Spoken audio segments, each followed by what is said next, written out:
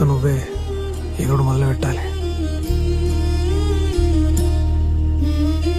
చూడు బేటా, జీవితం ఎప్పుడు ఒకే తీరులో ఉండదు. గెలుస్తుంటాము, ఓడుతుంటాము.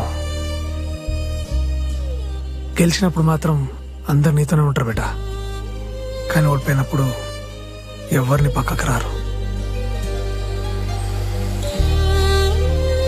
జీవితం అంటే అట్లే ఉంటుంది బేటా, పడుతుండాలి, లేస్తుండాలి.